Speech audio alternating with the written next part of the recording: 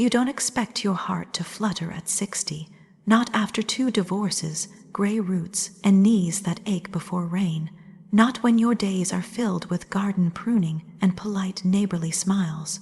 You certainly don't expect that flutter to come from the boy next door. But one summer evening it did. He was 23, golden, skinned, quiet, kind, and I'd watched him grow up, never thinking twice, until the day he stood on my porch, voice low, eyes burning, and said, "I've always watched you." It should have shocked me. Maybe it did, but what came next unraveled everything I thought I knew about age, attraction, and the secret corners of our hearts that never grow old. If you've ever thought love was behind you, if you've ever wondered if someone younger could see you, stay, listen, because I didn't chase this, but love, it found me. Don't forget to like, subscribe, and let your heart stay open. I never meant to see him that way. At 60, your vision gets sharper where it matters. You stop wasting time looking for things that don't feed your soul. I thought I knew myself, thought my life was settled into the quiet kind of peace that comes after enough disappointment. But some things come when you're not looking. It began like any summer day. The air was warm, thick with the smell of fresh, cut grass and lilacs. I was out front, pulling weeds in the flower bed, when he stepped outside his door with that quiet stride he had. He waved like he always did, just a neighbor, just a boy. That's what I told myself, but I noticed something that day, the way his shirt clung to him, the way he hesitated before going to his car, like he wanted to say something. I brushed it off, kept my head down, but later I replayed it. He'd been living next door for 3 years, moved in with his older sister after their parents passed. He was only 20 then, a boy, too young to catch my eye. But over time, I started seeing him differently, the way he carried heavy groceries for me without being asked, the way he looked at me when I laughed at my own clumsy jokes. There was something in those eyes, something. Watchful still, I pushed the thought aside, because I wasn't foolish, because people like me don't get looked at like that. And yet, it started to happen more often, little things, the way his gaze lingered when I wore a sundress. The quiet way he stood close when we talked, not inappropriately, not obviously, but close enough to feel. I told myself it was nothing, but my heart knew better. One evening, I sat on my porch sipping iced tea, the air thick with dusk and crickets. He walked over barefoot, holding 2 lemons. "Saw your tree needed pruning," he said, nodding toward the backyard. "Thought you could use these." I smiled. "Thank you. You always notice everything, don't you?" He looked at me in that way again.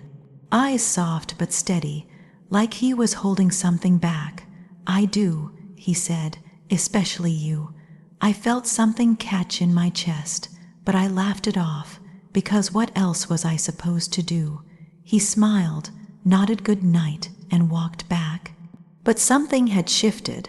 I could feel it, like a thread pulled too tight, finally giving way. That night I couldn't sleep. Days passed, and then one morning I found a folded note taped to my front door. "You looked beautiful in blue yesterday." I didn't know how to say it without sounding stupid. "I hope this isn't wrong, but I think about you a lot." No name, but I knew. I stood there on my porch, heart thundering like a girl again. It should have scared me. It should have made me angry, but it didn't. It made me feel alive. I clutched the note to my chest and closed the door. That afternoon, I walked next door and knocked. He opened it, eyes wide, but he didn't speak. I held the note up. "This yours." His jaw tensed. Yes, silence hung between us. Then I said, "Why?" He swallowed, "Because I couldn't hold it in anymore." "You're 23, I whispered. He nodded. "And you're the most beautiful thing I've ever seen." I should have turned around. I should have told him he was confused, young, silly, but I didn't, because something inside me, something long, buried, stirred. It wasn't about lust. It wasn't just the rush of being wanted. It was the way he saw me, not as a woman past her prime, not as a neighbor, but as someone captivating. He stepped forward slightly. "I've always watched you." I didn't move. He reached out slowly, touched the back of my hand with 2 fingers. Barely a touch, but enough. I whispered, "Why me?" His voice was low. "Because you glow, even when you try to hide it." We didn't kiss that day. We didn't cross any lines, but from that moment on, everything changed. We started spending time together, not in secret, but in quiet. He came over to fix the porch light, to trim the hedges, to share peaches from his sister's garden. We talked for hours about music, books, dreams. He listened like no one ever had, and I started to see myself the way he did, not broken, not old, but radiant. One evening I asked him, "Do you ever think this is strange?" He looked at me, dead serious. "Strange, no. Unusual, maybe, but not wrong. You make me feel whole." And for the first time in years, I let someone hold my hand in the dark. Of course, people noticed. His sister pulled me aside, asked if I was okay, warned me he was impressionable, but I told her the truth. I haven't led him anywhere, I just didn't push him away. She didn't understand, most wouldn't, but I wasn't asking for permission, because love doesn't ask permission when it shows up in unexpected skin. The first time he kissed me, it was after a thunderstorm. I'd gotten caught in the rain, soaked to the skin. I came home laughing, barefoot, dripping. He was waiting on my porch. "You're beautiful," he whispered, staring at me like I was a painting. And then he kissed me, soft, gentle, but deep enough to shatter something inside me. It wasn't about age. It was about connection, about being truly seen. That night, for the first time in a decade, I let someone undress me. Not just my body, but my fears, my doubts, my walls. And he did it all with such reverence. I cried, not because I was ashamed, but because I felt reborn. We didn't declare anything, no dramatic labels, just time, moments, glances. He'd bring me coffee in the morning and press a kiss to my temple. I'd run my fingers through his hair while he told me about his dreams. And when we made love, it was like we were weaving something sacred. He never made me feel lesser, never made me feel like I was lucky to have him. He made me feel chosen.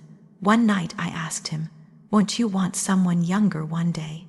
He took my hand, kissed every knuckle, and said, "I want someone real, and no one is more real than you." Tears slid down my face, because I knew this wouldn't be easy, but love like this, deep, honest, rare, was worth any storm. We faced whispers, raised eyebrows, silent judgment, but every time I doubted, he held my face in his hands and said, "You are my choice." He wasn't a boy anymore. And I was no longer invisible. We had become something luminous. So if you're 60, if you think it's too late, if you think love only lives in the past, don't close the door, because sometimes love doesn't knock loud. Sometimes it watches from next door. Sometimes it waits for the moment you least expect to say, "I've always watched you." If this story touched you, don't forget to like, subscribe, and share it with someone who needs a little reminder. You're never too old to be seen. You're never too late to be loved, and you're never too far gone to feel again.